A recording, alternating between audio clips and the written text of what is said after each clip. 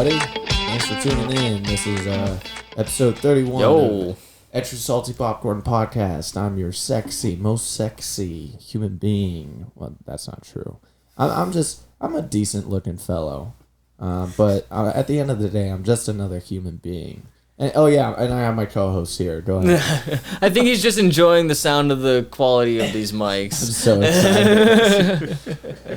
Yeah, so we're here too. Yeah. My name is Dalton Foster. I might not be as sexy as Zach, but I am present. I disagree, man. You say you don't put any effort into it, but no, dude, look at that hair, bro. That's not me. That's somebody else. That. Yeah, but it was your intention. I guess it's true. It was your intention. I love the sound of my voice. Yeah, no, I feel like it's really like a lot crisper, coming out of that mic. Doesn't your voice? Don't you like it? I mean, it sounds good, yeah, but I think it might need, at least my mic might need a little bit more post-production. No, on my end, you sound great. Oh, okay. I feel like I sound echoey. No, you just sound like deeper. No. Deep. Okay. Yeah. Yeah, you sound like jazz musician Zach as opposed to party raver Zach in our previous podcasts. We don't. It's more of like a Fraser Crane. Exactly.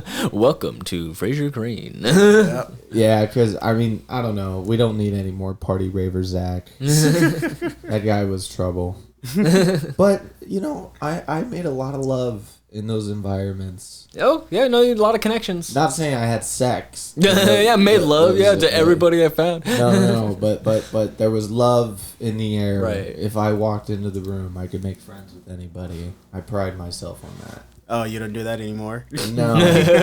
You don't look for the love in people. You just, despise people now whenever you walk in a room. It's a fake smile. It's so fake. It used to be so genuine back in the day. I don't know what the fuck happened. Dang. I don't know what happened. I would be genuinely excited to talk to a stranger in the grocery store or wherever, and then now it's just like no one look at me. Right, like don't talk to me. I just want my sparkling water and I'm out of here. I'm still the opposite. I still talk to people the way I used to back then. I just haven't been to like a rave in a while, but man, those were fun. I've only been to like one, and like it was like an underground bullshit ass rave. Didn't stay long. Those are usually the best ones. It was fun. No, it was fun. But yeah, I went to one at that. Remember where what's it called? Second and PCH.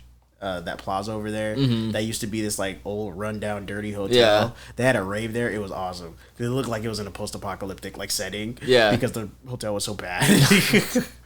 They utilized the theme right there. Exactly. They're just like, you know what? This place looks like a shithole. What theme can we use? Post-apocalyptic, perfect. Yeah, it was great. It sounds awesome, but I've been to a few underground raves myself, and I have to say that I've never had more fun than an actual festival. Well, yeah, because those are, organized properly with good security, even though there's a lot of shit that goes down. But, like you feel safer, you feel... I like both. Because I think they're both great in their own unique way. You know, I feel like the underground ones, they're more interpersonal. I feel like I met more people at those things, but the music festivals, because they're huge, it's the whole spectacle. It's its own kind of fun, but it's a different kind of fun. I think they're both fun though. Bigger the stages, harder the drugs. More people doing the same drugs. Well, they do drugs in both. I don't know what to say. Well, yeah, but like there's more people at a festival than underground rave. Yeah. So in a sense, mathematically, that would be more drug use. Yeah. But percentage-wise, like those underground ones actually might. They move that product pretty quick because it's a small place. Small place. Those are fun. I think for me, I never did the drugs, so it was just, it was just the party. Yeah, it was just a big party. Yeah, the atmosphere, the music, the dancing. That's what I like more than anything, is going out and dancing. I laugh because raves, everybody's dancing so much that like water is overpriced, but alcohol isn't. Like, water costs more than alcohol. And right. So I catch myself buying like juice because that's like the cheapest drink to get there that isn't alcohol besides water. Right. At the underground ones? All of them. All of them, right. Yeah, the big ones and the little ones. The Insomniac Festival ones, they have water stations where you just go up and they fill up your shit. I just haven't been to that one. Yeah. I've never been to like festivals like that. The festivals I've been to weren't like EDM or raves. The festivals I went to were like flogged on, like things like that. Yeah, where the raves I've been to were all like underground stuff. Yeah. Got it. So I think that's probably why. Yeah, because the Insomniac ones, they would have water stations because everybody, even though they say, hurry, no MDMA, but their most important thing is like, if you're going to be doing this stuff, then make sure you're staying hydrated. Yeah. Yeah, because they know that, like, we're going to tell you not to do it, but how many of y'all going to listen? So here's the water. Right.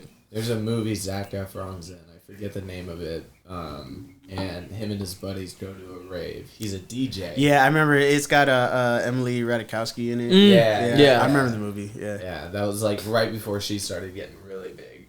I think that was like one of her bigger.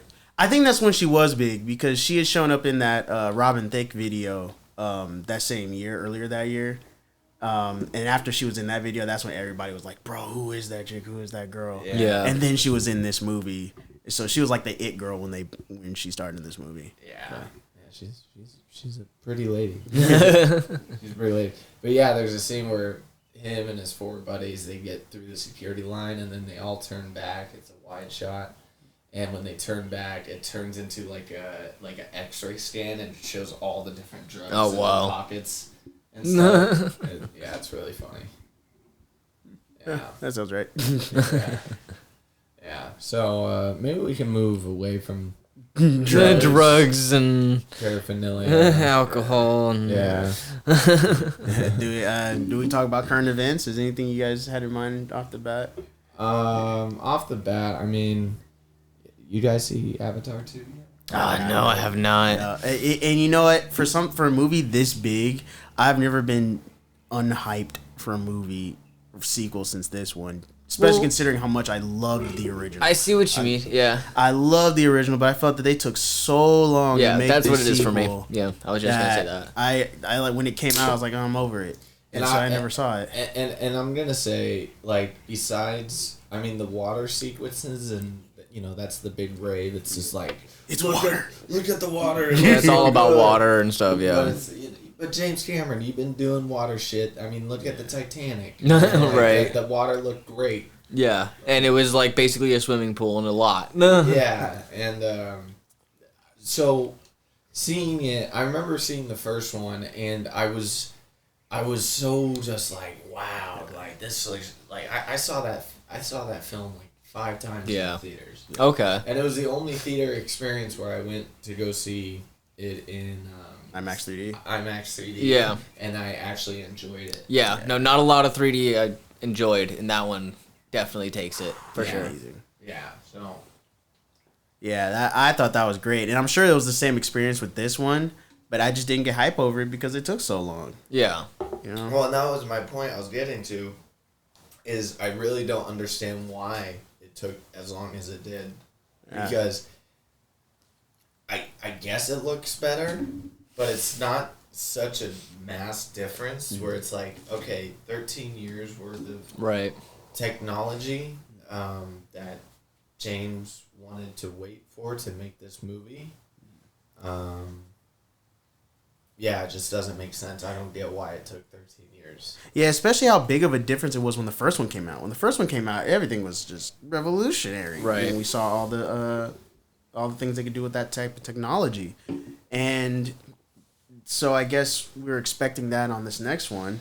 I think the other thing that bothered me was, like, they dropped like 4 Avenger movies since that first Avatar movie came out. You know how long it takes them to make Avenger movies. Yeah, so it's like, what's your excuse, bro? Like, everybody else has made complete trilogies in the time it took you to make this Avatar 2. Pulling George R.R. Martin on us. George R.R. Martin. Yeah. He's like, yeah, we have all these books, but the last one's not done. Right, yeah. You ain't gonna know how it ends. Yeah. Yeah, so that because of that, yeah, I just had no hype when this movie came out. I will say though, the Avenger movies or the Marvel movies, the CG, I almost feel like it's downgraded. Yeah, a lot of people talk about that. Yeah, I feel like they could do better. They talk about Doctor Strange's eye at the end of the second movie. They talk about what She-Hulk looked like. She-Hulk was so bad. Okay, don't get me started on She-Hulk. Okay, I mean, did you all watch it? I binged it one night. I had to see what all the anger was about. Yeah, I've seen every episode too. Yeah, no, look, like I get why everybody's mad, and I'm upset with it too because it kind of put a bad taste in my mouth for She-Hulk, but honestly, they did hit a lot of the points in the comics. They just trailed off so bad with a lot of like virtue signaling and trying to make her into this like hoe, basically. I was gonna say she was a hoe. Yeah. Oh my god. But in the comics, she's not a hoe. I guess. I mean, she slept with Juggernaut. She slept with Hercules. But and I think I guess she had something with Wolverine.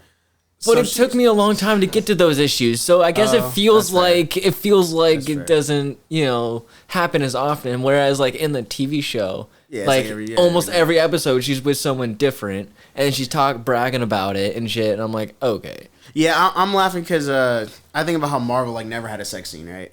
And then what was the movie? Eternals had one sex scene, and they overhyped it because they're like Marvel's first sex scene, and then it came up. We're like, bro, it was completely unnecessary. Yeah, it was forced. Yeah, you could totally tell it didn't need to be there. And then She-Hulk comes up, and it's just boom. The whole show is just like, her hooking up with people. Yeah, and shaking her ass with Megan Thee Stallion. Like, come on, I love Megan Thee Stallion. Like, don't get me wrong. Like, she's amazing artist and gorgeous as fuck. Mm-hmm. Like, but damn, she just.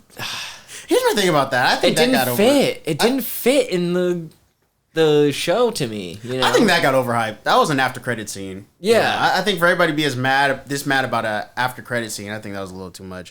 So it's almost like if you watched the episode and just stopped it and didn't watch the after credit scene, it never happened. Yeah, but then like you watch it afterwards when you're like finding out the rest of the show is her basically being the same type of, demographic, like the style of like comedy they're trying to go for, Right. I don't know how to explain it. I will say this: Megan Thee Stallion makes twerk music. That's what she does. She makes twerk music. So it's kind of like if you have Megan Thee Stallion in it, and then don't have somebody twerking, it's kind of like having Michael Jordan in an episode. He doesn't hold the basketball. Yeah, that makes sense. So that's why I'm not tripping too much over that. The biggest gripe that I've heard and also that I felt was it was pushing the whole feminist kind of thing, like just to the point to where it wasn't even tasteful. It wasn't tasteful. It wasn't done in a good way. Yeah, like I thought, fucking Captain Falcon. The Falcon and the Winter Soldier, or Captain America and the Winter Soldier. Captain Falcon. Captain Falcon. Smash Brothers. Falco Punch. Oh wait, actually that was a laugh. There you go. Gotta figure these out. Yeah, we're new to this. I still don't have those.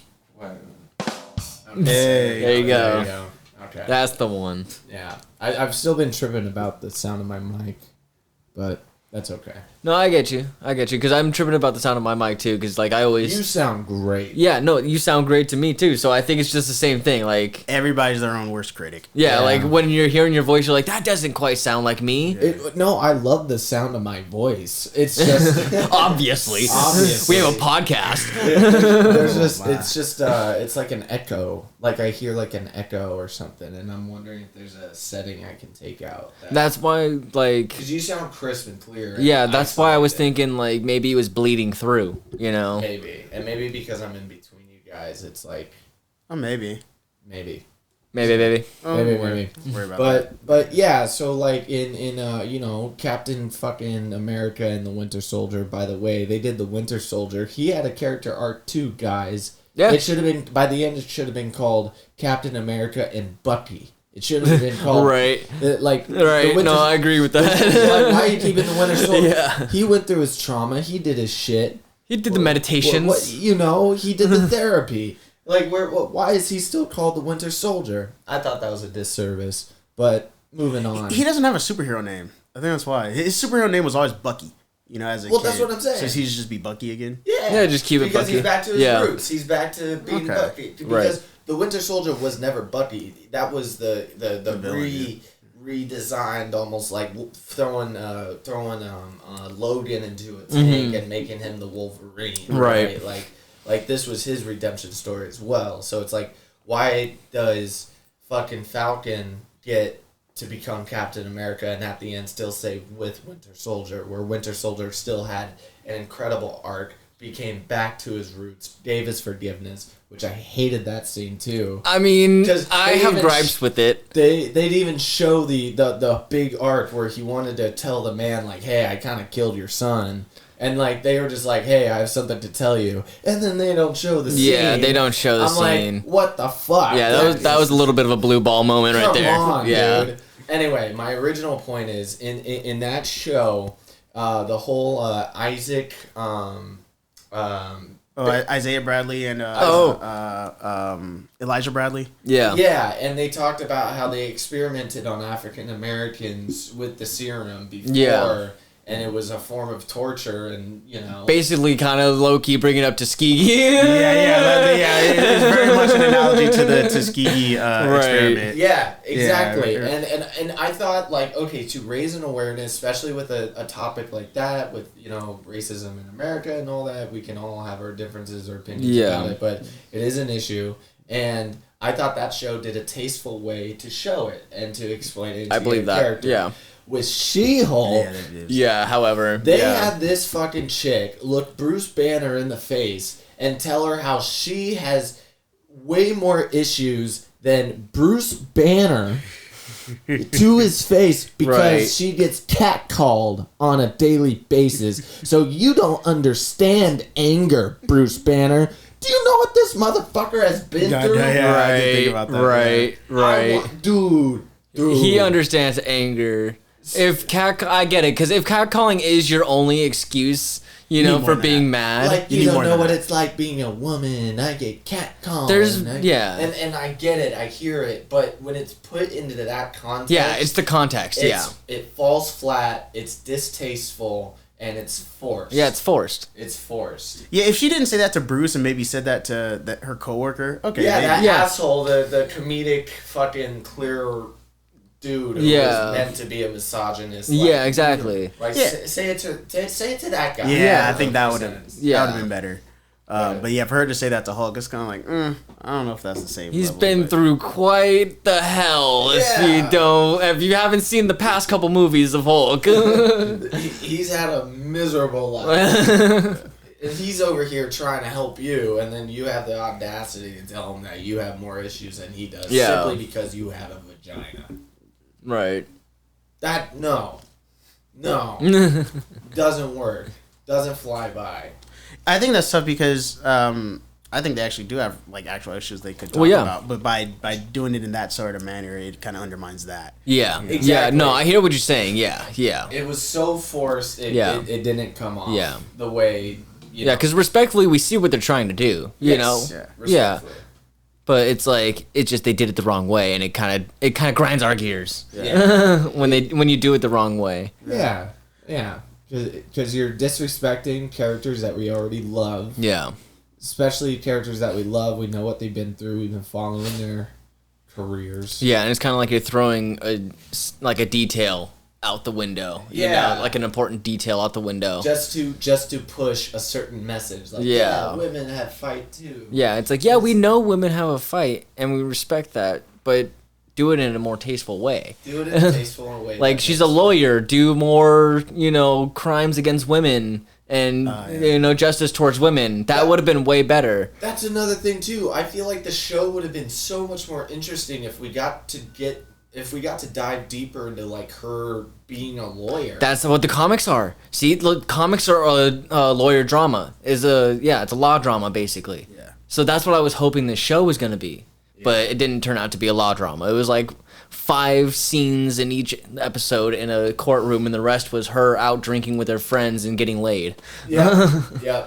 I almost feel like the whole lawyer setting in the show was just a setup to bring Daredevil in. That's what it almost felt like. No, it really was, because when they finally did, like afterwards, it was just almost no more like lawyer stuff. Yeah. It's like, dude. Yeah, where I think the Daredevil show had a bunch of lawyer stuff on it. I did. No, that's why it was so good. Yeah. Because it knew what it was. And it's not because he has a penis. It's because because we know those comments are gonna come. It's because he was a well-written character and he was put in a well-written show. Exactly. Played by a great actor, Charlie Cox. Yeah. They're fucking great, dude. My first experience to Charlie Cox, and every time, I don't think about this movie often, but every time I watch it, I'm like, damn, I think this is my favorite movie. And it's Stardust. Oh, yeah. Stardust was the first time I ever saw him. I haven't seen that. I might have, but I can't. Banger. I can't exactly recall if I have right now. You know, simple story. It's majestic, magical, and but it's seated in like some fun British dry humor. I gotta watch Stardust. Yes. It's a fun movie. Yeah. It's a fun movie. When did it come out? 2009. Oh, okay. 2010. Okay. Yeah, back in the day. Yeah. I think I was in late middle school. Yeah. Early high school. Yeah, we were like 7th grade, maybe 8th grade. Yeah. But fucking that movie is so funny. Robert De Niro. I was gonna say Robert De Niro was not Robert De Niro in that movie. Right. So he's like I mean, I don't know how much I want to spoil for you. It doesn't matter. It's a movie from 2009, so it's like I'll watch it anyway. However, I feel like the only thing that's not a spoiler is that he's a pirate captain. Yeah. Oh, I think I've seen this. Okay. I feel like this is sounding more familiar. There's another part, but it is a spoiler. That's the part. Okay. But the pirate part, he's not. That's not spoiler.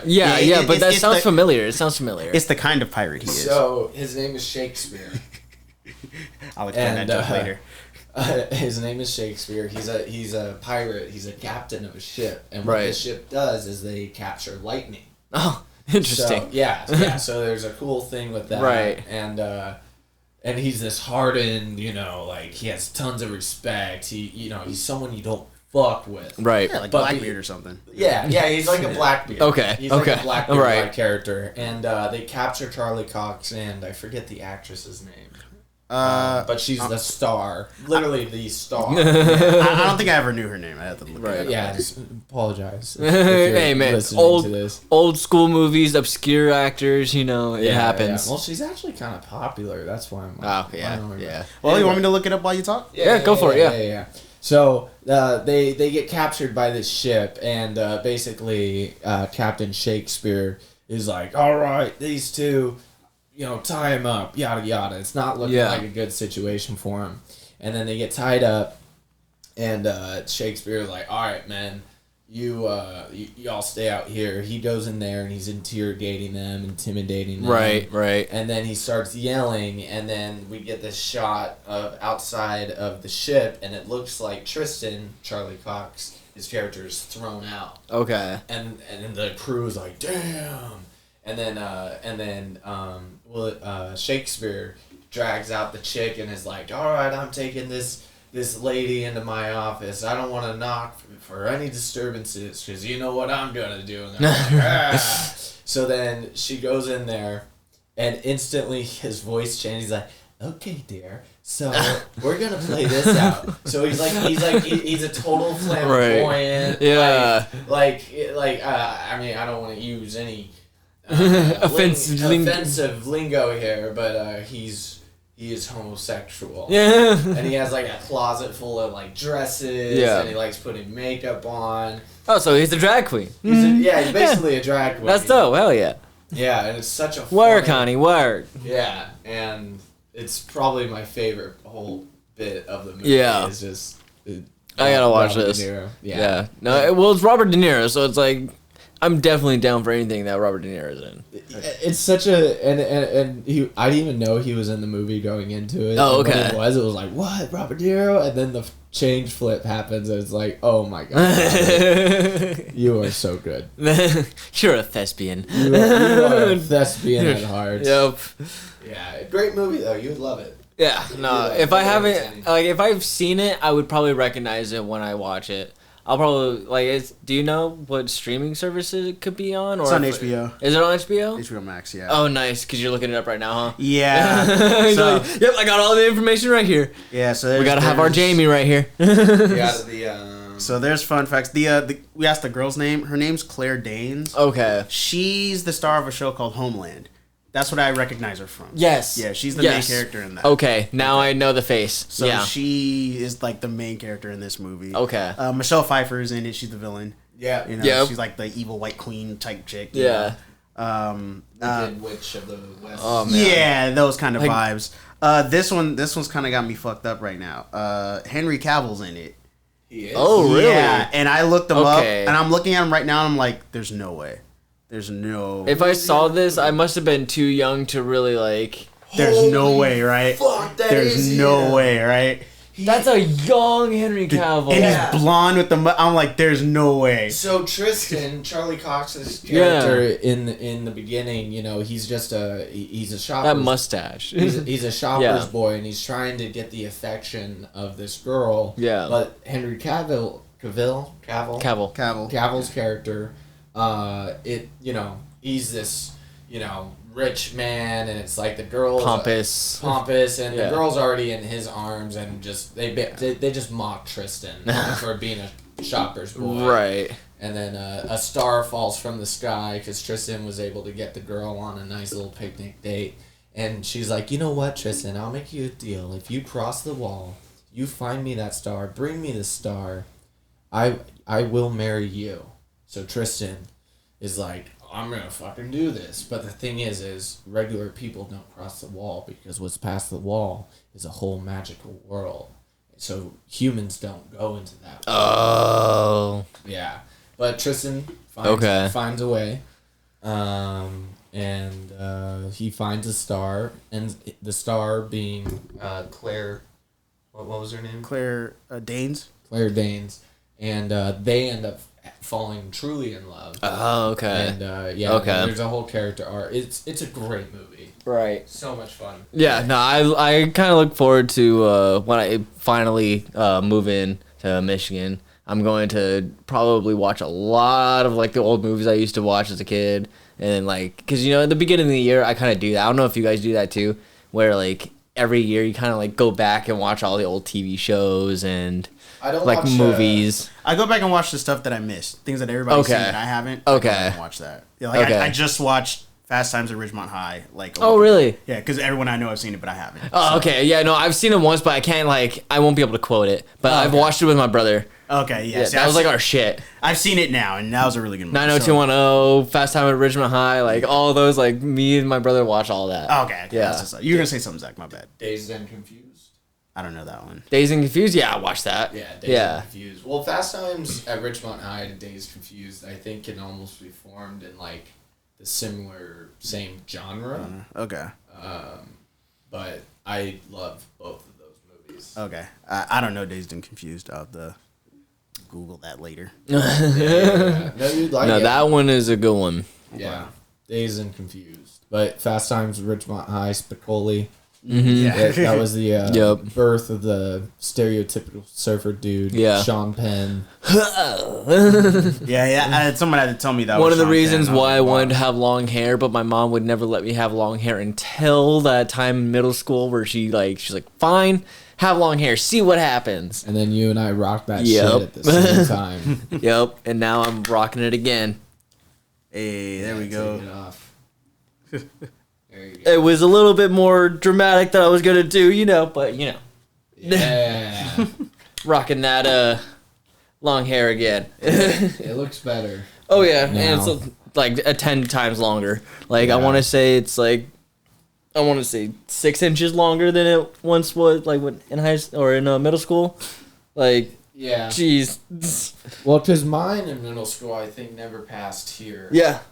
Yeah, no, my mom wouldn't let me get it past my shoulders, because she then would be like, you're like a girl if you're like doing that. Like, oh. I'm like, well, what if I am? In this day and age. Yeah, you never know. Yeah, you could be like, yep, I am. I'm looking inward, man. I don't know what's going on with my brain and my body. I don't know what's happening here. My buddy and I, okay, if we want to segue into that, we had a really good conversation about this. So, schools are more... certain schools are teaching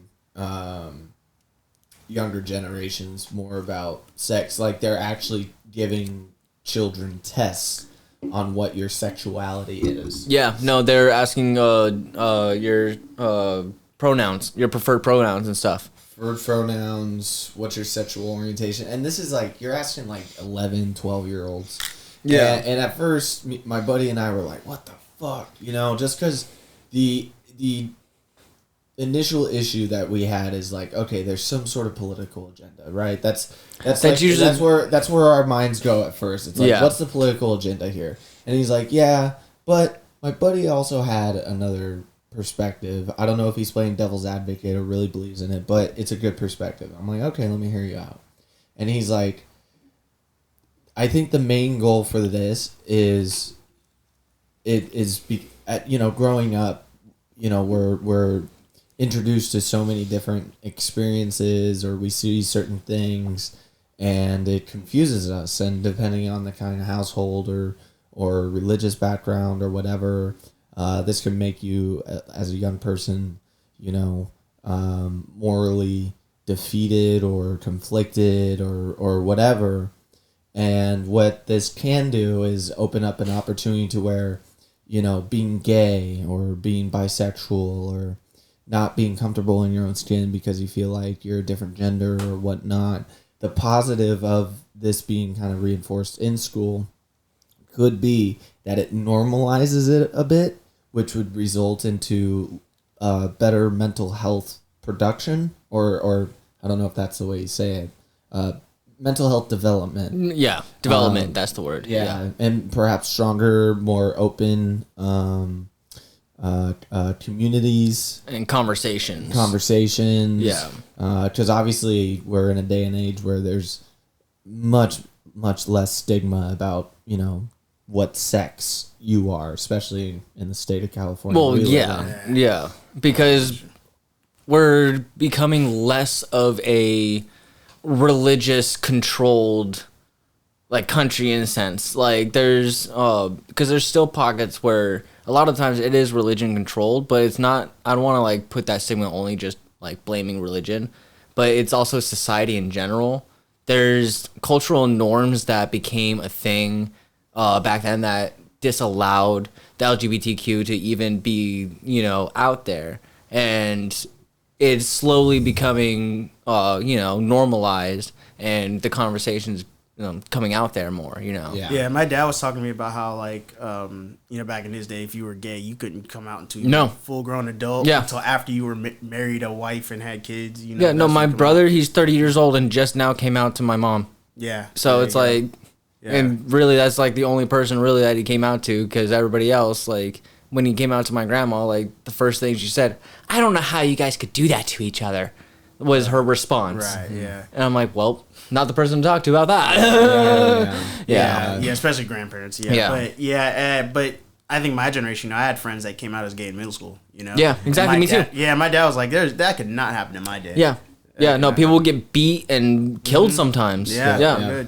Yeah, and heck, that could still happen out here, just not where we are. Yeah, and you don't see it as much. It's not out in the open as much. Before, you would see a group of gay people who just got beaten and murdered walking down the street, sitting on the street, and you're like, oh shit, they were just out having a fun time, and then they got beaten and murdered and left there until the next morning. Right. Nowadays, you don't see that, but it's more verbally, It's more of a verbal debate, and it stems down to political views. Well, it kind of bleeds into political. What are we teaching our children? Yeah, I agree. It bleeds into politics. It bleeds into politics, but it's more of a religious thing because, which unfortunately, with at least I've noticed with the right, the right is very heavily based in religion. Yeah. Conservatism is essentially like kind of it's a Christian moral. Catholic, yeah. Like it's just based in that.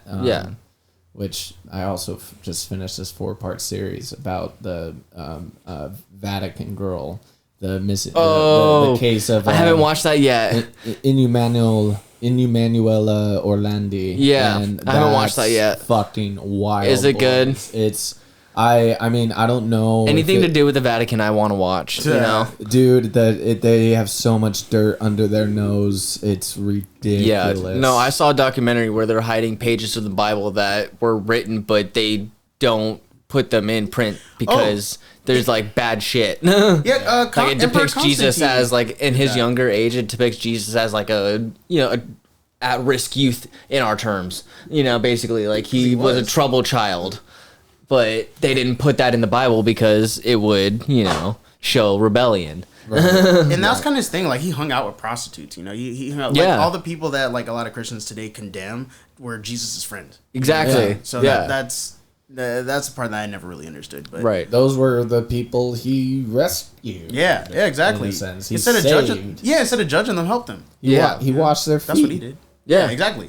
Yeah. Exactly. Yeah, instead of judging them, he helped them. So you'd think the people who follow him would do that, but no. Yeah, it seems to be the opposite. Yeah, no, they want to use the Old Testament, but use the Old Testament as their rule book and the New Testament as their face.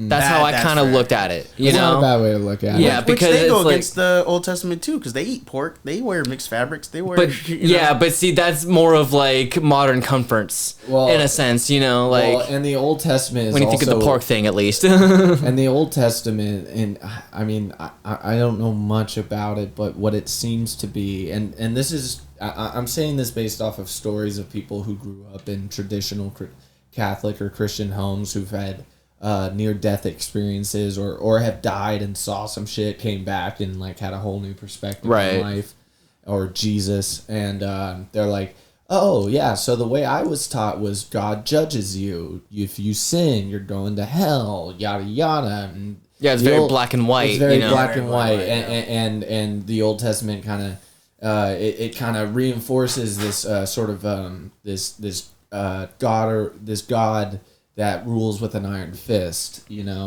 and this woman, I forget her name, basically she died, and she said she actually met the real Jesus, just this divine loving presence, and when she had come back, she realized that she had been looking at the whole thing wrong this entire time. God has nothing to do with hate or damnation or salvation. Even the second coming of Christ, that's not literally Christ coming down from the sky to save people. The reawakening of Christ happens within the individual. It's when people... I see what you're saying. The second coming of Christ is supposed to be a inner awakening, and everything in the Bible points to that. Yeah. They say the kingdom of heaven resides within. Right. It's not about seeking outward to a deity or a dogmatic idea to restore your faith. Yeah. It's about going within. Can I add on that a little bit? Because there's something that like is related to that, but in Wicca, it's all good and evil is within man. We believe in the law of three. And what you put into the world comes back to you threefold. So saying something like that, it's not about damnation or, salvation or sin or anything like that. It's like what you put into this world, you're going to get back, and God is going to, give back to you. Which is law of attraction. Exactly. In modern terms. Yeah, but just law of attraction in general. It's like what you put out into the world, you're going to get back, but like in the universe in general, And what's cool about this is like in modern science is starting to study non-physical things, and the James Webb telescope has found so much shit, dude. I think Alan Watts even said as soon as science starts to put their research into non-physical things, we would advance as a society tenfold than we have in the last few centuries. Right. And that's because it's like like like that law of attraction thing, you know, what the cliche saying, what you put out there, you get back. Well, your inner world is in fact or the outer world is a reflection of your inner world. Yeah. And so you have these like little sayings, like Gandhi said, like, "Oh, you want to see a change in the world, be the change," or whatever. Right, yeah. Whatever, and then be the change you want to see in the world. Be the change you want to see in the world. And so it all comes back to your own fucking self, finding whatever. It's not about praising a God. It's all about the I am becoming the responder, becoming the creator and the creation at the same time. That's what you said.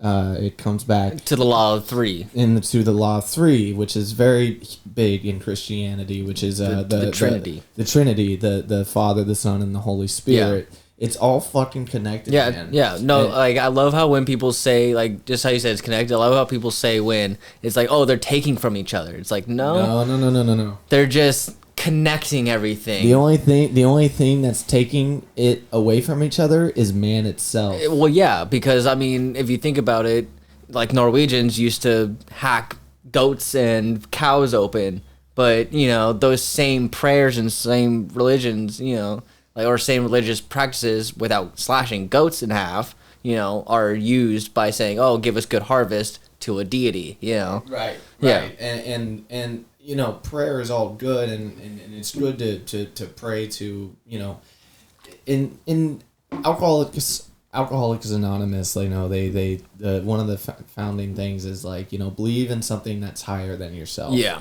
That's bigger than yourself. Yeah. Whether that's a God, whether that's, you know, someone said, whether that's God, meaning a group of drunks. You know? like I love that. I love that. Like, whatever it is, believe in something that's bigger than yourself. Yeah. Because then this puts you in a position of to serve. Yeah. Because you know, addiction, it's a very selfish thing. You're only taking and taking and taking to constantly pursue this sensation of pleasure. And as we know, happiness is actually not the absence of problems or the absence of pleasure. Happiness is having the ability to deal with the problems and the pressure and all of that. I like that. So what I'm trying to connect it all is with this huge rant. Is basically it all starts here. And as cliche and it's cliche because it stands the test of time, and it's been it's something that's been said, you know, over and over and over. But why can't that be right? Why can't it? Or why can't it be right? Why can't it be right? I think the only reason why it could be right, because I think the happiest or the most peaceful, or, like, you know, somebody walked in the room and you're just like, damn, that person just feels grounded as fuck. like they just have this presence, and you know why? Is because they did the inner work. They're at their own peace. They're uninfluenced by outside shit. You know, there's so much in this world that we cannot control. Yeah. The only thing we do have control of is our own actions and our own perceptions and how we perceive. Yeah. I'm working towards that. We're working towards that. That was the very first purely positive video we ever made. It was things out we can control and things we cannot control, and those were just the simple points. That actually keeps popping up on my recommended to watch every once in a while. See, it's coming full circle. Yeah. So the point is whether you're a religious man, you're an atheist, or whatever, there's actual science there that is all coming back, and it's all saying the same thing. It's all saying it all comes from within, and there are actual physical things you can do. There are mental practices, mental things you can do to create the life that you want, because the universe does respond to you. Yeah. You know, cosmos, actually, people with the meaning of cosmos, I'm going to pull it up here. I just find it funny because atheists will say, atheists will have this thing where they say, like, oh, everything's random, right? But I love that. No, I love playing with that. They say everything's random, everything's chaotic, but then they will follow up and use the term cosmos to describe the universe that we're living in. But the actual meaning of cosmos, let me pull it up here. Yeah, no, I know this, yeah. This is the meaning. the universe seen as a well-ordered whole. Yeah. So where's the chaos in that? Where's the chaos in that? Exactly. Yeah, that's my question. Yeah. Yeah. So it's the snake eating its own tail when it comes to like and I'm not just saying atheists are at fault here. I'm not trying to point the finger at. Well, yeah, no, it's just something that they, because clearly religion has their own problems. Yeah. The fucking Vatican abducting girls, trying to pay out the mafia, or the mafia abducting girls so they can get money from the Vatican. Yeah. But the Vatican going like, oh no, we're with God, it had nothing to do with us. Yeah, and touching little boys and all that. Touching little boys, not just little boys. They touching little girls too. Anything. Yeah. You're gonna be touching, gender fluid people too. Right, you're gonna be seeing some non-binaries coming in there in the Vatican every once in a while. Yeah. All right, I'm gonna end my rant here by just saying this. The power is within you. Yeah. And then when the stronger and the more you embrace your individuality and you find the truth within inside yourself, it doesn't matter who you praise, who you don't praise, as long as it comes back to you, you become your own best friend. The world around you is just going to be that much better. Yeah, it's just going to follow suit. Mic drop. Better not drop no mics. Right, you spent some good money on that. Yeah, these are good mics. As we're going along, I'm hearing the crispiness, and I'm like, this is actually nice. I like this. Yeah. No, next thing we need to work on is getting some, arms so that we can, free float these. So Yeah, because I'm hearing a lot of, stuff like that, but hey, we'll start with this. Yeah, we're still developing. We're evolving. It works. Yeah, I like it. Okay. That was a good rant, though. No, I love that. That was really good, because it's like everything. I agree with that, because a lot of this teachings that I have is all good and evil is within man. You can't blame the world around you, your circumstances around you, for how you're acting, Exactly, man. Sure, these things did happen and they are facts. In a time and place, I think we're conditioned to react, and that's why this shit's a practice. It's a daily practice. Yeah. It's daily practice for sure. and just like anything, the more you practice it, the more you touch it. My dad said something really good today. Or not today. He said yesterday to my girlfriend and I. Because we woke up to him playing the piano, and Jessica was like, "Who's that playing the piano?" I'm like, "Oh, it's my dad." And he's like, "Wow, he's really good." I'm like, "Right." And then so we go out and we're talking with him, and he's like, "Yeah, teacher once said if you don't have time to practice it, just touch the keys. At least just touch the keys." So what that means is some days we're gonna have different levels of intensity with whatever we're trying to do. I hear you opening shit. I'm trying to keep it silent, I know everybody impose you got to do something funny with that, but yeah. What does this one do? Yeah, no, but yeah, at least touch the keys. Yeah, at least touch the keys. Touch the little things, get your little meditation in, get your little walk in, get a little workout in, or something. Yeah, no, it's really because in reality, it doesn't take that long to really do it, No.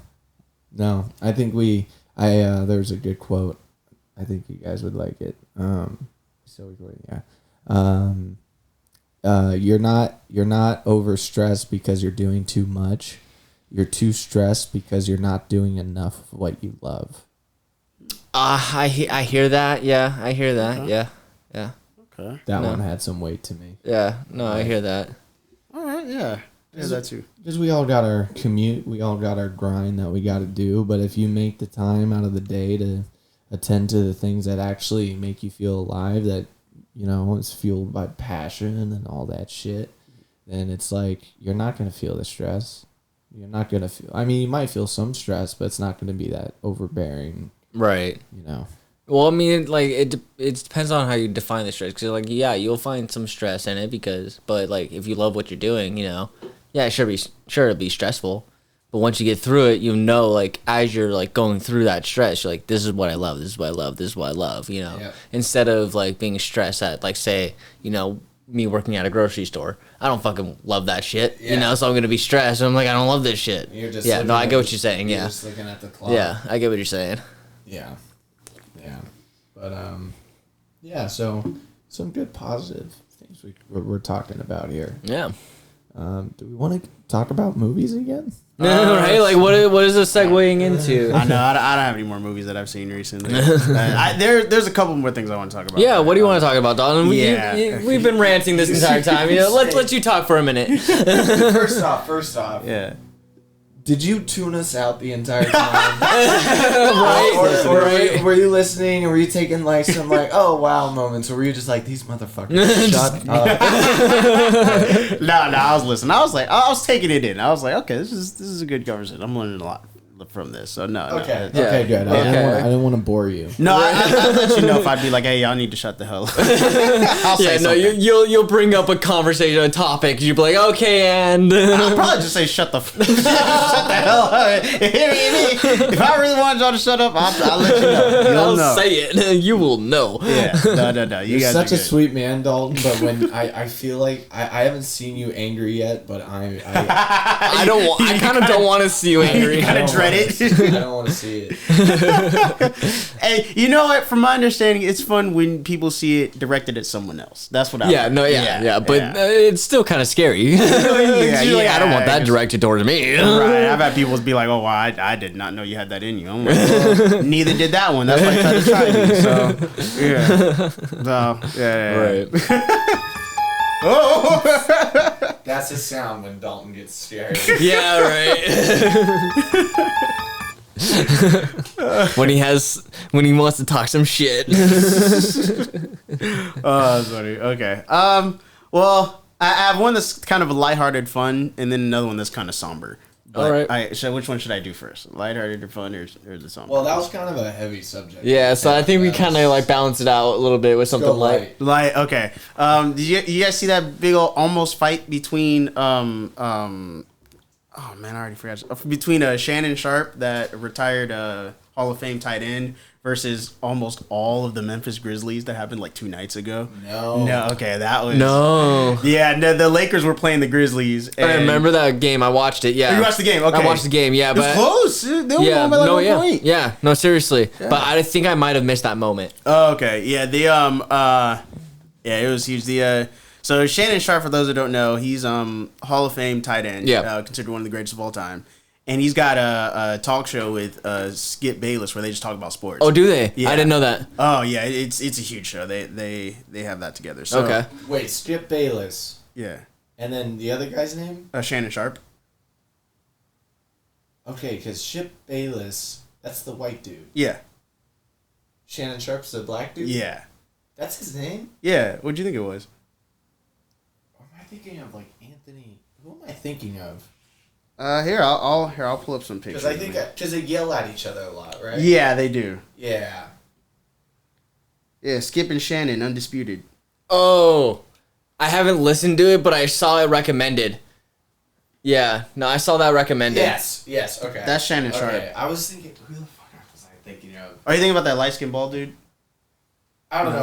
He's a big sports commentator. Oh, okay. Okay, but yeah, as you're saying. Yeah, Skip's on the show with Shannon, and they talk about sports and whatnot. But again, Skip's a former tight end football player, and he still looks like he could play football right now. Right, so he's still like fresh. Like, he's still in amazing shape. And when he was, I don't know what happened with him and God, I forgot the player's name, Dylan something, because I don't know him that well. But him and Shannon were yelling at each other. And, Shannon was like, come here right now. They're yelling. And then the whole Memphis Grizzlies team got up and, came over him. He was like, come on. And everybody's laughing like, bro, if anybody could take on the Memphis Grizzlies, it's him.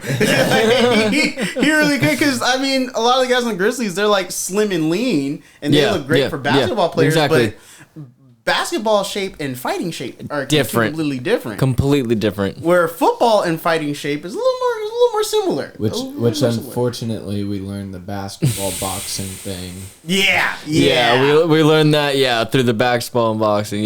Jake Paul, Nate Robbins. Yeah, so we know how much basketball players are good at fighting. Boxers. Yeah, not conditioned for that. Yeah. No, where football, you could kind of see that being heavyweight, light heavyweight. Yeah. Well, and in football, they're taking lots of brain damage. Trauma for sure. Yeah, so they could transition right to like MMA or something. Yeah. But okay. Dylan Brooks was the player's name, and they were yelling at each other. And then the whole Memphis Grizzlies came over, and Shannon looked like he was about to take them all on. And now that's what everybody's talking about is, Memphis don't want that smoke. Memphis is scared. Y'all don't want none of that. Oh, man. And everybody can't wait until the next episode of Skip and Shannon's talk show. And they talk about it. They talk about it. So I can't wait to see that. But that's like what everybody's talking about. Yeah, no, I watched that game, but I think I missed that moment. Yeah, because I remember, because me and my brother, we watched that game. But I was back and forth, like, from my room to watching it. Because you watched it in the living room. Okay. And I just, like, bounced back and forth. Yeah. Well, hell, that game was back and forth. No, it really was. Every time I came in, it's like either one person was ahead, like one team was ahead, and then the other team was ahead, and then they were tied. Yeah. And I'm like, oh, my God, what's going on here? Yeah, I know. Yeah. So, Lakers barely won that game. But what everyone's still talking about now is how they all almost fought. So I just wanted to shed some light on that because that happened 2 days ago. Yeah. So that's fresh. No, but like I just wanted to say about that game though, because I do remember we got like a clutch ass steal from Shooter, and he fucking dunked that shit, and then we kind of came back from that like steal. Right. Like after that was dope. I just had to throw that out there. Yeah, it kind of lit a fire under the Lakers. Yeah. No, I agree. No, that was dope. All right, so for the somber news, it's fresh. I got the TV on right now. They're still talking about it. Oh, shit. It happened last night. So for those who don't know, today's Lunar New Year celebration. Yes. And I wanted to go with you, but I just don't have time. You don't have time. You don't have time. Yeah. So I don't blame you. Yeah, now I'm kind of questioning going. They started the celebration last night. Okay. Because in Asia, it starts last night. Yeah. Oh, is that why you wanted to go to Koreatown? Yeah, for the Lunar New Year parade. Yeah. Is it a parade? From my understanding, I don't know, but usually it's a parade. Yeah, usually it is. And I went one time at night, and they're still doing stuff. And if you go to Chinatown, they had people doing like traditional Chinese dancing, and then they had like this kung fu martial arts expo. That was so much watching guys just sort of ching ching ching ching, just twirling the sticks and flipping and kicking. And I was like, poppers going off everywhere. Yeah, fireworks going off. A little bit of fireworks going there. Yeah, people running through the streets. Food trucks all up and down Chinatown. Yep. It's lit. It's a great experience. So it's Chinatown, not Koreatown. Well, is it both? That holiday is celebrated all over East Asia. Okay. So Korea would celebrate it too. Okay. Right, yeah. But like in LA, Chinatown is where it's held. Yeah, and Chinatown's kind of like the biggest of those towns in LA. In LA. Yeah. Like K-Town's big. Koreatown's big. But Chinatown is bigger and so that's why the celebration there is probably going to be bigger too. Yeah. I'm sure they're celebrating in Koreatown as well. And if you want the Southeast Asian experience, go down to Westminster. Westminster, yeah. They have a parade, too, for the Vietnamese people who celebrate it. So, I think that's cool. But, the reason I say it's somber is because they started the celebration as soon as the next day started in Asia. Right. Out here, it's like overnight. Yeah. They're celebrating in place called Monterey Park. Yeah, I know where that is. Okay, that's east LA for those who don't know. Heavily Asian, very heavily Asian community. It said like something like 70%, like 68%, something like that. A lot of great restaurants there. Oh yes, you know what's that's weird? why I know that area. That's why I know that area. You know what's weird? I've never been. I still haven't been there yet. Yeah, okay. So I would like to go at some point. Yeah. So we had a mass shooting, in Monterey Park last night. 10 people dead, and 10 people wounded. And it sounds like that's too close to home, man. Yeah, that's not far. You know, I'm pretty sure I'll be there at some point. Yeah. In the pretty soon, just hanging out, just cause. Yeah, no, I'm sure you'll see some like memorials and stuff. Yeah, absolutely. You know, and I think it's really tough because it dims a dark light on what's supposed to be a great, huge celebration. Yeah. You know, now some people are scared to celebrate, myself included. Yeah. Shit's 25 miles away. Yeah, it's not far at all. Like 30 minutes. Yeah. You know? No, I get you. Being afraid to go there. I would be afraid to go there, honestly, like to celebrate because shit, like that sounds like that sounds like it's, continuing the Asian hate that's been going on in America a lot, you know? Yeah, you know, and which that's is fucking shitty. Yeah, it's crazy. That's what I thought it was, you know, the Asians have been getting a lot of hate since the COVID pandemic. We talked about it in one of our podcasts even, I remember. Yeah. So I kind of thought that's what this might be. But then before you guys came over, they caught the guy. Oh, okay. Yeah, he was Asian himself. Yeah, I know. So now it goes Weird. back. Yeah, but now it goes back to the whole... So what's the motive? Yeah. And I think it circles back to proximity. You know, most crimes are committed against their own people. Yeah. You know, people talk about black on black crime. Yeah, like and high. it's because the proximity. Yeah. White on white crime is just as high. Yeah, you exactly. know? Yeah. A Mexican on Mexican crime, just as high. Yeah. It's all within 80 to 90%. Which is crazy to even think about how fucking 80 to 90%. God damn it. Yeah, 80 to 90% of violent crimes against a community is done by the same community. Yeah, With it's like, black that's people, so white terrible. People, yeah, with Mexican people. And Like, now you why see it do with Asian humans people. do this to each other? Like, Right. fuck. Right, yeah, you think they kill somebody else, right? Right? Nah, it's... We need aliens to invade already. know. God damn it. We really do. We need an alien invasion. Yeah, but yeah, I don't know if you guys see the TV right now. That's... Yeah. The guy who did it got in his car and fled to Torrance, and Fucking Torrance. yeah, and that's where that is right now. And the SWAT team. It looks like they're investigating the car right now. Yeah, maybe you can put in post, like if you can find this like news clipping, you can put in post like what we're seeing. Yeah, well, it turns out he had already killed himself. Oh, he killed himself, and he's dead. They broke into that van and he was dead inside the van. So, oh man. So I mean, they got the guy's body, but unfortunately, he won't get to face justice for what he did. All right. So what? I mean, you know, where did he come from? Like, was he Korean? Was he Chinese? I'm sure he was American. You know what's you know what's interesting is as far as his ethnic background, we're not quite sure what part of Asia, if it's Far East Asia or Yeah, I'm Southeast sure they're Asia. not making that a big thing right now because they don't want to, you know, like put that as the thing. Yeah, this is still fresh, so we're still learning. Yeah, they don't want to put a race on it, but like I think the fact that I don't know, I don't want to say something wrong, but like I'm just gonna say it, like it's the fact that it's an Asian guy that did this, like it doesn't make me think that it's like an Asian hate thing. Yeah, because how you hate yourself. Like yeah, that. but like at the same time, I see a lot of white guys who say they don't like the white race. You know, like the white people. You know, so White, it's like or white guilt. Yeah, white guilt. Yeah, but like I've never seen people die from white guilt though. No, but like what I'm saying is like you know, like you said that there's a lot of like black on black crime, white on white crime, Mexican on Mexican crime.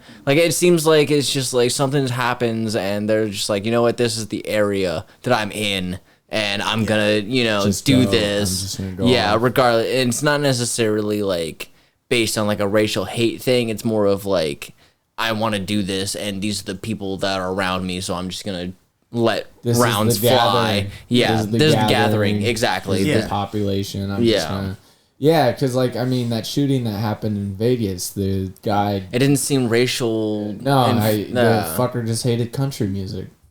Oh, you're talking about the the Vegas shooting. Yeah, the Vegas. Yeah. It was a little while ago, the country. Yeah, the country festival. Oh, fuck, I forgot what it was called. I was joking, by the way. I was gonna say I don't think that's why. Yeah, that's what the meme said. The memes were. It said country music. I'm intoxicated right now, so I'm agreeable to everything.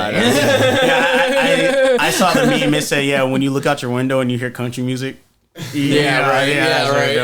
So, but I don't think he had a motive.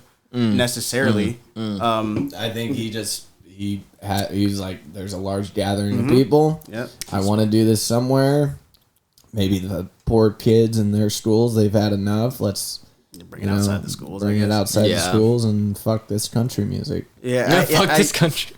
I think like you said, like Cameron said, he was just looking for a group of people. I also feel like, let's say if you're a guy who I really want to shoot up an area. Okay, are you gonna like drive 3 hours away to go do it? No, you're probably gonna go to the local store. Most like the closest place you can think of. Yeah, that's what I think to get it done. So I don't even think he's like, I want to get Asian people. I think he was like, I just want to get people. And so these people are right next to me, so why go down the street? Yeah, I think it's just because of the Lunar New Year, I'm thinking Asian hate, but that's what I thought it was too. But seeing the guy was Asian himself, it sounds like it was just he just took the opportunity. Yeah, he took the opportunity of the gathering. Yeah, he knew there'd be a gathering, so he just shot all the victims, are they all Asian? They're all Asian. All Asian? Yeah, all of them. I think if he were to drive hours out of his way, and to commit the crimes that he did, he would have done that, and he would have not killed himself.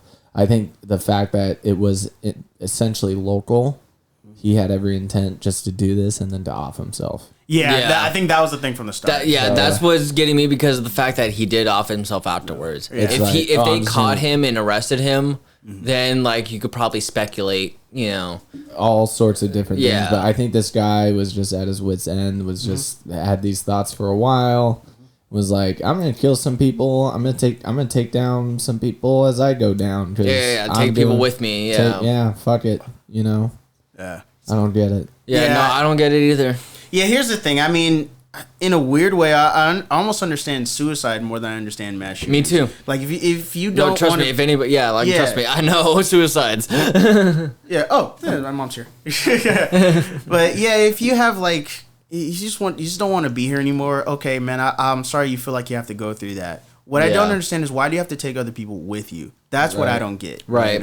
It's your struggle. If that's your solution to it, then that's how you solve it. Making it an issue for somebody else, what does that even have to do with you at all? Yeah, making it public like that. Yeah, making it public like that, making other people hurt because of that, and people that never did anything to you.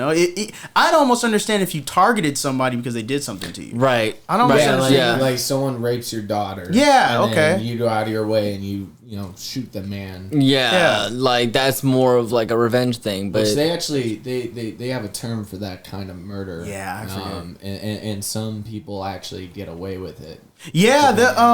I saw the video of this guy who had like raped his daughter, and then there was a video of him like hanging at a booth. This was in like the 90s, and he was chilling at like a booth, and the guy who killed his daughter walked by, and he shot him right there, killed him. Oh shit! And then I think he had to do like a year in jail and like some community service, and that was it. Yep. And I'm kind of like, that's kind of justice, bro. That's justice. Yeah, I'm not tripping over that. No. If you got the right, jurors and, you got the right. That's true. A jury's going to be like, no, I'm not sending you to jail for that. No, fuck that guy. Yeah, honestly. Exactly. Yeah. I would have done the same thing. Yeah, at that point, it probably comes down to the jury. But there is a type of murder. Jessica and I were just looking at this, like the different degrees of murder and stuff, and there's a name specifically for that. But this, I don't get this. The reason I asked, like, what nationality does he come from? Because maybe there was a beef between, his nationality and the victims were celebrating. I'm not familiar with like which countries hate each other, but there's always like the Far East that were kind of lighter skinned always kind of look down at the Southeast, which are kind of darker skinned. That's always kind of been an undertoning thing. But when it comes to like mass genocide, the only time we really see that in recent years was Japan in World War II against the Chinese. But that wasn't the case here. These weren't like Japanese people. They said that area is mostly Chinese and Vietnamese. Okay, yeah. No, Chinatown's very like, Well, Chinatown's very Chinese. Yeah, Chinese, but like Monterey Park is apparently very Chinese and Vietnamese. Okay. Yeah, and they all kind of live amongst each other. So far, I mean, again, this just happened, so we really don't know any motivations for it. We don't know if it was like a Chinese versus Vietnamese thing, or if it was just a guy just shooting people and killing himself. We really don't know that much yet, but I think that's a fair question to ask if it was something like maybe he was from China and lived here and then didn't like hated hated the Vietnamese and was like, all right, target that. I got the impression on the information they gave of the guy is that he was born in Asia, somewhere in Asia, and moved here, like immigrated here. So he was an American citizen right off the bat. Right, yeah, it wasn't like it didn't look like he was born here. It didn't seem like that. It seemed like he immigrated here, and then did this. Yeah, so then at that point, if you want to say keep going down that track of thought, it would be like, how old was he when he? The age range they said was 30 to 50. Okay, so he could have moved to America at any point, like when his like childhood. So so like any kind of like racial intent, I don't know, might be out the door. You know, like maybe, yeah, because it's like if he was a child, he couldn't develop those types of things. You know, right? Like, yeah, I think if he grew up here, that probably wouldn't have happened. Yeah, no, it's not really much of a racial thing. It's more probably just him. You know, like there's probably something deeper in his mind, and he decided to take others out with him. You know, right? Yeah, and if he did grow up here, then I don't think it was an attack on race or anything. I think he just it wasn't a cultural. Yeah, not a cultural thing. Yeah, yeah, it was kind of like the guy who shot at Virginia Tech. You know, he wasn't really targeting anybody. No, he just went to school there. Yeah, he went to school there. Yeah, and shot at the school that he was in. Y'all didn't give me my loans. Right. So I think this was kind of like that. But I did want to bring it up because it is fresh. It happened last night. Yeah, the guy killed himself probably like literally like an hour before you guys got here. Oh wow. Yeah. Damn. We're gonna be talking about this for the next few weeks to come. Yeah, it's gonna be on the news. It's gonna be on the news. The gun debate's gonna come back up. Yeah, big time. I don't know what type of gun he used, but I don't think it's gonna matter. They're gonna talk about it. No, yeah. I mean, like if you ask me about my views on guns, it's like it should be fucking Australia. Oh yeah, no guns ever. You know, unless it's like you need it if you're like a professional. You know, like you're trained in using guns and stuff like that, you know, like because it's only their military in Australia that has access to guns, and their police that has access to guns. I definitely agree there should be more, training and protocols in terms of owning a gun, but I am a Second Amendment. Oh, me too. Motherfucker. No, me too. I get you. Arms. I get you. I want my gun in my house just in case any motherfucker comes through. Yeah, I believe in self-defense in my walls. Yeah, no, I believe in self-defense by any means necessary. Because I'm a bad shot. So, so shotgun's got that spray. Yep. Just aim in the general direction. Got that sprayed. Stella, get out of the way. Get behind me. Yeah, for me, I feel like we should treat it like cars. Yeah. I think we should have mandatory gun training. Because I feel like the people who like the Israelites. Yeah. I think mandatory gun training, and I also think that oh, I know what you mean. Yeah. No, I know what you mean, but I don't know the country. Yeah. Well, I was gonna say with Israel, I know you have to serve the military. Yeah. That's what it is. Yeah. I'm not saying we should all serve the military. Fuck that. No, but you have training. Yeah, I think if you go buy the gun, you should have to have some sort of gun training. Yeah, which completed. You can't go buy a car without car training. Yeah, without a license. Exactly, and there is gun safety courses that you can take. But they're not mandatory. Right, that's what. And you're saying you like. I think they should be mandatory if you're gonna go buy a gun, so you can know how to use it safely, just like you would a car. I agree. I also think you should re-register every year. Just like you do with a car. No, I agree with that too. Yeah, because hunting seasons are every year too. Every year, yep. So there's that. And then finally, I'm more like, I'm all about having a pistol in your house to protect your house from invaders and intruders. Shotgun. I'm kind of tripping over in M16s, AK-47. Yeah, you don't need an AR. Yeah. You're not going to fight ISIS from your house. No. So that, I think, is a little... That's a little ridiculous. Have you ever seen Red Dawn? Yeah, that wasn't ISIS. That was the Russians. Either or, it was a documentary. Okay? Yeah, that's why they make two of them. Right. One in Korea and one in Russia. One had Josh, and he was mad because Mindy probably ordered all those Koreans to come and invade the country. So that's my views on that. I don't think you need any. Well, because you also look at countries like the UK where you can't have a gun. Even policemen don't have guns, but knife. Same thing with Norway. The policemen they only have and Sweden they only have batons. Yeah, but people are doing mass stabbings. Yeah, but I'll take a mass stabbing over a mass shooting. Yeah, because it's easier to stop a mass stabber than you can stop a mass shooter. Yeah, those are some cheeky bastards. They know how to use a blade. That's all they have. They're in the crowd and ching, ching, ching, ching, ching. That's all. And next thing you know, like 15 people are dead. If people out here were running through the streets like Naruto and throwing kunai at people and killing people at know, Or like with one kunai. Yeah, exactly. I'm just picturing an Altair just moving through the crowd. Assassin's Creed shit. Yeah. That's right. I think mass stabbings are more manageable than mass shootings. Yeah. Like I think if this guy today had a knife, okay, he might get 2 people and they'll probably recover in the hospital. Yeah. You know. But with having a gun, again, I don't know what kind of gun it was. It might have been a pistol. It might have been an assault rifle. We really don't know yet. It's still early. Yeah. But I do think it was much easier for him to get 10 people and then drive all the way to Torrance. Yeah. Because he was armed. Yeah. You know what's the weird thing? I wonder how long he had been dead for. That's a great question. Because if this guy, all right, this is pure speculation. Because I'm trying to think of, we're talking about, is this a cultural thing? Yeah, you're trying to get in his head. I'm trying to get in his head. Yeah, it's so fresh. It's so fresh. So here's my take. This guy clearly had severe mental illness, which is something I think a lot of. Yeah. I think this is a subject I think is being more and more talked about as mass shootings have unfortunately become sort of mainstream in America. Yeah.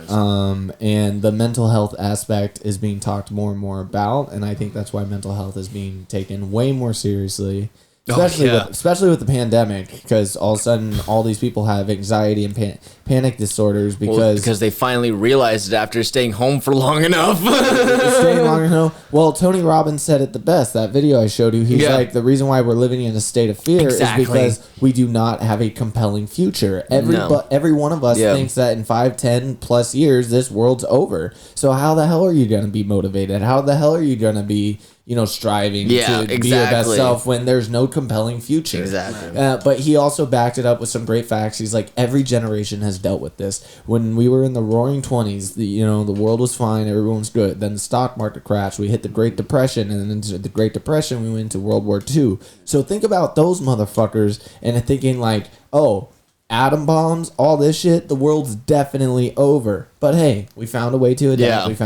So he's basically just trying to calm the masses and saying, look, like, yeah, these are stressing issues and they are being addressed, but we as humans have this incredible ability to adapt and we might be better for hopefully evolved to help our planet rather than hurt it so much. By the way, did you guys know the Amazon forest is actually a man-made forest? Most of it is. Well, most of it is. But there was cultures that lived there, and the way that certain I don't know all the fucking details. I saw it on a quick Instagram video, but it was like, did you know? And it was like, holy shit, Amazon, which produces some of the most oxygen and whatnot, and then it's actually man-made. Most of it is man-made. A lot of it was planted, yes, because they realized the benefit of because I did a little bit of research of this. They realized the benefit of like how big the rainforest was, not for a global thing, but just like for their own resources in general, agriculture, exactly. And then it like just spread. It completely just grew bigger and bigger and bigger and bigger and bigger until it eventually became what it is today. Its own thing. Yeah. But like intentionally, yes, it was a man-made thing. Yeah. So my point with that is like, with Tony Robbins saying, don't lose sight that there is a compelling future, because you have so many companies now saying like, hey, if you buy this, we'll plant a tree, so it's like we're probably, in the next 30 plus years, we're probably going to have a few more Amazon-like forests running around creating just as much oxygen, fighting all this carbon fucking dioxide. And so we can chill on that. Now, back to this mental health thing, which I think this guy is struggling with. Struggled, excuse me. Yeah. I think he didn't know how to get the help he needed. He probably thought about this for a while, probably thought about taking out his own life, and it was probably grounded in some sense of anger or hatred, because clearly he took others down with him. And so I have 2 scenarios here. One, he just wanted to kill people, drive away. He had a whole getaway plan. Yeah. But then after, he flees to Torrance or fled to Torrance, he sat in his car and it really sank in what he did. Mm-hmm. And then he's like, wow, what a piece of shit I am. I can't live with this guilt. Pop. Or his intention all along was, I'm going to kill some motherfuckers, drive away, and just off myself right away. So there's two scenarios there. I think the first one is right, the one you bring up. The only reason I bring that up is because if his intention was to kill himself the whole time, why flee? You know? Why try to run away? Right. You know? Why not just do it? Right there, yeah. You know, you're dead, so what do you care? It sounded like he actually thought he could get away with this. Yeah, because the Vegas shooter, he literally offed himself in the room that he was, shot everybody from. Yeah, right. So that was the intention the whole time. Yep. I'm just... And then, boom. Yeah. Out of rounds, but one for me. Yeah. Exactly, yeah. So, you might be onto something. So, I think he tried to flee, ran out of gas, realized he forgot his wallet, couldn't refill, and he's like, well, I'm stuck. And then he sat there because they found him a day later. Well, they found him today. So the shooting a couple happened. Hours. Yeah, the shooting happened last night. Do you know what time? I'll put it. No, I'll put it to you this way. I woke up, turned on the TV, and Torrance was in shutdown mode. Okay, so I mean, it had to have been anywhere from like the middle of the event to which starts when? Do you guys know? Like what? 8 p.m. 9. It had 6? To have been anywhere from like 6 to 8. Let's just say when the sun goes down. Yeah, when the sun goes down. Yeah. So is that like 7:30, 6:37? 6:30, something like that.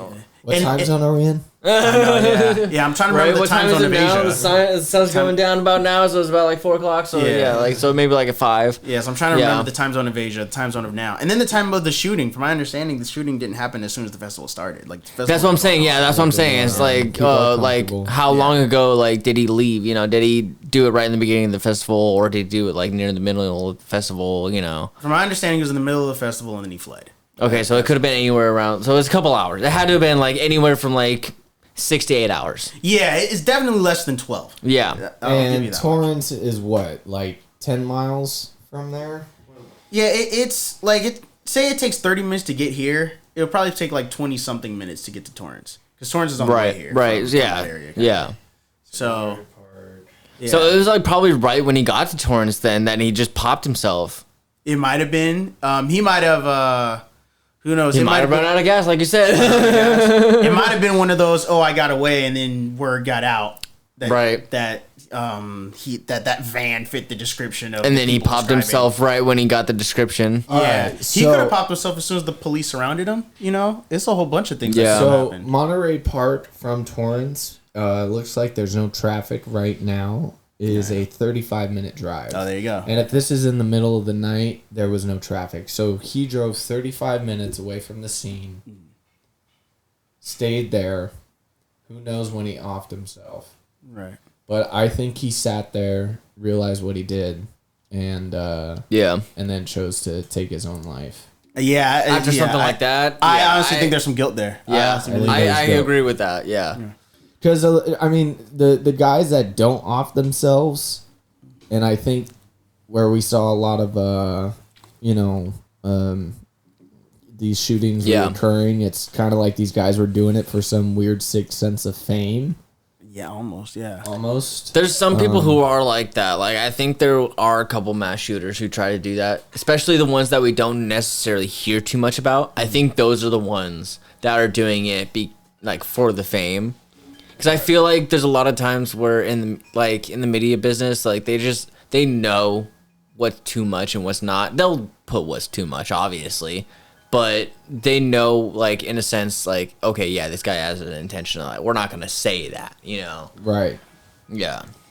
But the fact he did off himself, but not right away. Yeah.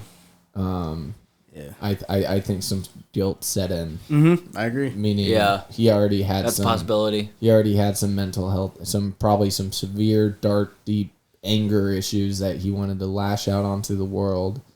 When he realized the pain he inflicted 35 minutes later in that drive, probably sat there for a minute, and then. I mean, shit. Humans taking other humans. That's a heavy fucking thing, man. Yeah. Yeah. Yeah, and then to do it in that manner, to have 10 people die. And then another 10 injured, that means you wanted more to die. Yeah, exactly. So, yeah, that's a hard thing to take, especially on something as happy as the Lunar New Year. Exactly. Something you're supposed to be celebrating. Yeah, celebrations are still supposed to be going, through the night. I don't know what that's going to mean for this now. Are police going to show up? Are they? There's probably going to be security. Yeah. Are people not going to show up? I planned on doing something tonight. I don't know if I'm going to go tonight now. Yeah, right. Yeah. The risk might be there. Yeah. Yeah. I mean, granted, this guy's gone, so I don't have to worry about him doing something. But he could have just inspired. Yeah, you never know. He could have inspired somebody else. Yeah. Yeah, I really don't know what to think. So, I got a lot to process this morning. Right. Yeah. No. Seriously. But it's not about me. It's about these people. They did not deserve to die. And by the way, everything we're saying is pure speculation. We're not experts in any way. Yeah. No, we don't know the facts. We're just human beings. We don't know all the facts. This is just our opinions, and this is obviously very tragic, and it fucking sucks that it's a normal occurrence.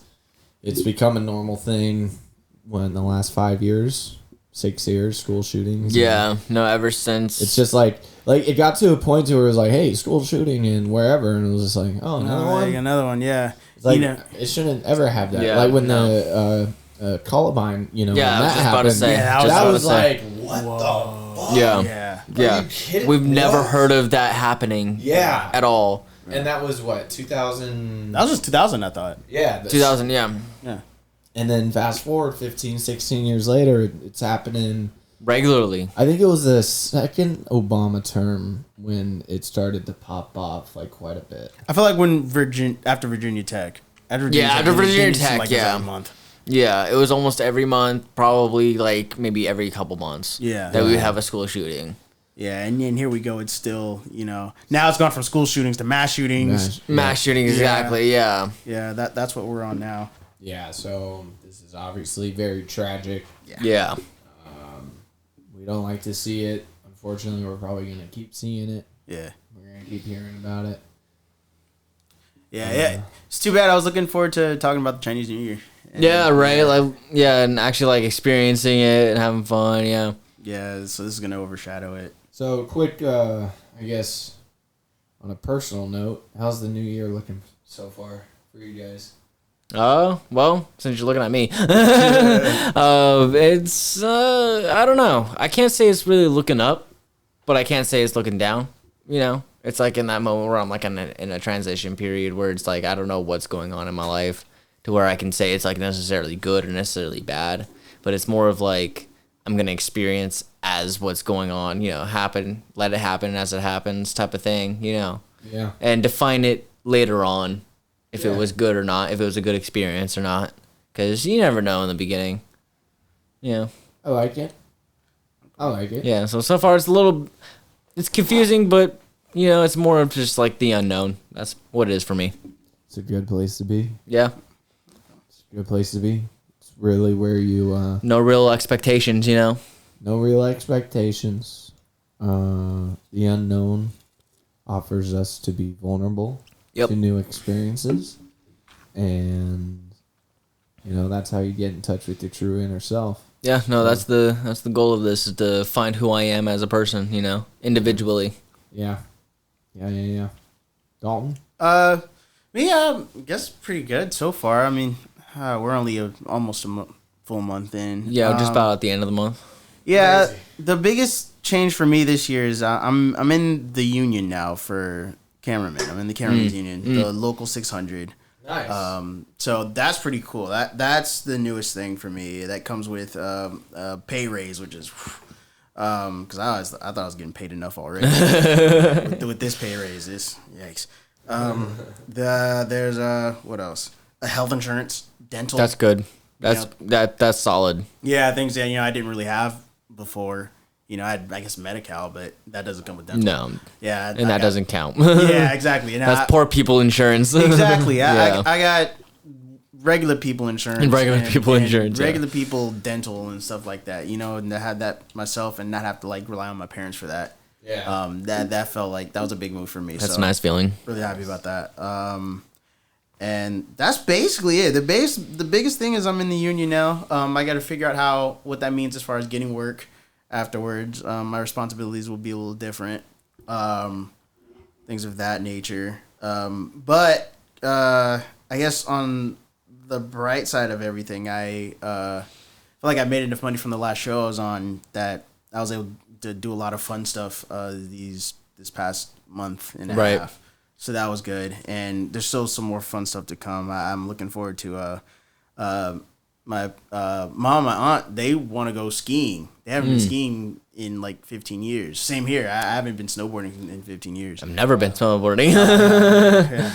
Well, they want to plan a trip to go, and I'm super excited for that because I have not been snowboarding in that long. Yeah, and now you're financially able to, do it. Yeah. I was able to, like, none of my snow clothes fit anymore, so I was able to just buy a whole bunch of new stuff. Oh, that's awesome. Yeah, I can pay for lift tickets if we feel like staying the night. I can afford all that, so that's awesome. That's the next coolest fun thing. That's a good feeling to start the year off like that. Yeah, to start the year off financially stable. Was big for me. So that's my biggest thing, is joining the union and starting the year off financially stable. Yeah. So now the only weird thing, or I guess bad thing, was now I'm looking for work. Whereas December I guess was like my month off. Yeah. Now I'm in January. I'm ready to work, and so now I have to like look for it and find it. Yeah, you got to find the shows that are available. Yeah. Right. Yeah, and that's kind of a process because now I'm in the union. They're sending me like a union card. But they said, you'll get it in 4 to 8 months. 4 to 8 weeks. Yeah. So is it through Paramount Plus in general, or is it just like you're in the union of like the film industry? The film industry. Okay. Yeah. So you can work for anybody. Okay. So you're not technically like an employee of Paramount. So you're just like, okay, they needed help, and you have this certification, so they hired you. Yeah, that's kind of how it works. Okay. And they technically consider an employee of Paramount while you're working on that show. Once the show's over, they not. So like technically you're technically a employee of Paramount. Yeah. Okay. So I see what you mean, because at first I thought no, it's not freelance technically, it's right? Contractor. I guess it's more like contractor. Yeah, more like contractor. Yeah. Freelance. Because if it was freelance, you're not necessarily in a union, or you're not necessarily like tied to a specific company. Yeah. When you're freelance, you're your own company. Like it seems like you're just going from like company. So say like you work Paramount Plus this time, you'll be working like say Peacock next time, or like NBC, because that's Peacock. Like you will be able to work with NBC. Yeah. I'll tell you this, our technical title is we're independent contractors. Right. Right. Yeah. So if you consider that freelancing or not, I guess that's... it's the same. Is it really? Because I feel like contracting is like one step above freelancing. I kind of feel that way too, because when I think of freelancing, I think of like true indie, like you're not in the union, it's really just you. Yeah, and like it's up to you to like email people and stuff like that and find the work. Right. Yeah, but whereas like contracting, like you're still finding work, but like you're more likely to get the big name work as a contractor rather than a freelancer. Yeah. Well, that's not necessarily true either, because if you're a freelancer and you have the right connections, they're like, oh, hey, I know this great video engineer who's a freelancer. Yeah. And then you'll get called in, do that show, and then once that show's done, you're out. Yeah. No. I guess that's true. I will say this, big studios, they only hire people in the union. Yeah. And if you're not in the union, you can't work for one of those studios. You can only work as a PA. Liability. Yeah, exactly. You can only work as a PA if you're not union. Yeah. And that's like the lowest rung of yeah.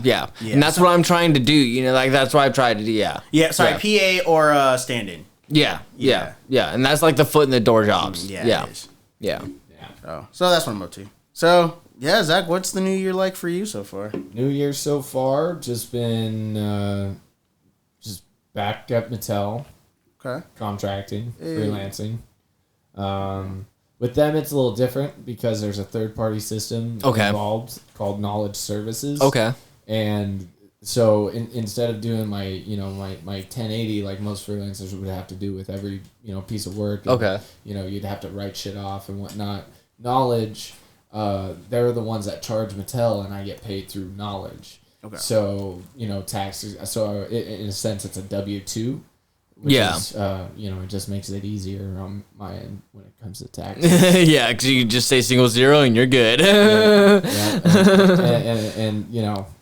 I get money back at the end of the year. So that's good. But just working, still making strides at work. Obviously, The biggest thing right now is the love of my life. Right. Keeping up with that, growing with her, and growing as individuals. Yeah. But as a partner, we have some good plans this year. Okay. And Like to hear it. Yeah. One of those plans should be visiting me. Maybe. I mean, I'll want to do some traveling. So. Yeah, no. If one of your stops happens to be in Detroit, I'll pick you up for a minute. Yeah, the one downside was literally New Year's Day. I had a panic attack. It was unwarranted, and I don't know what it's related. I don't know. Like throughout the holiday season, I was dealing with like anxiety, but I was maintaining it. And then New Year's, it just fucking came to a climactic moment. I had a panic attack at dinner, and it fucking sucked. Usually they do. They are not fun. And since then, I've just been, finding different ways to just kind of do it day by day. But I think I am getting better. So just day by day, doing the best I can. And I'm still very, despite the news we just heard, I'm still very hopeful that, this year is going to be very financially very optimistic, yeah. I'm very optimistic about this year. So, on a good note. Yeah, no. All right. I like it. Yeah. All right, well, good first podcast of the year, boys. Yeah. With our new equipment, now we feel more legit. Yeah. Right. Look at this. It only took us We a little more professional looking here. 51 episodes. 31 episodes? Yeah, 31 episodes and we made it. Yeah, no, I'll send over the... you can actually post the 30th episode as it is. Okay. Just okay. Yeah. I'll do a Snyder cut. Okay. Snyder cut. Yeah. Cool. All right, cool. Well, hey, everybody, if you made it this far, and thank you so much for listening and tuning in. Make sure you like, comment, subscribe, hit that little bell notification to get updates. That will go off maybe once a month. But you will be updated. You will be updated. I don't know. I was also hoping maybe with this new equipment, you guys will be more inclined to want to do these more just because, it feels cooler. I mean, I know I'm down. I know I'm moving, but I'm down to do phone-in, situations. Because this interface has, ability to do that. So we hear you loud and clear. Yeah, no, I would still be involved in this heavily. No, I intend to be involved in this heavily, whether it be behind the scenes or in person. Yes, sir. Yeah, just let me know what I got to do. Yes, sir. Yes, sir. There might be a couple episodes. I mean, no, I don't want to be mean, but we do now have 2 open spots, and I've told a couple people. No, don't be mean at all. Yeah, this ain't mean at all. And they're like, "Oh, I want to be on." Yeah, no, seriously, a couple episodes where. Yeah, if there's spots you got to fill, go for it. Okay, yeah. but this is your show. If not, well, hey, it's our show. It's our show. It's a flat. Yeah. It's a flat structure. We'll cross that road when we get there. Yeah, we'll exactly. Yeah. But anyway, thanks again. This is Extra Salty Popcorn Podcast, episode 31 or 30, with the Snyder cut of the real 30 coming soon. Or the Jackson cut. Jackson cut, I guess. Jackson cut. Yeah. Thanks again, guys. Peace.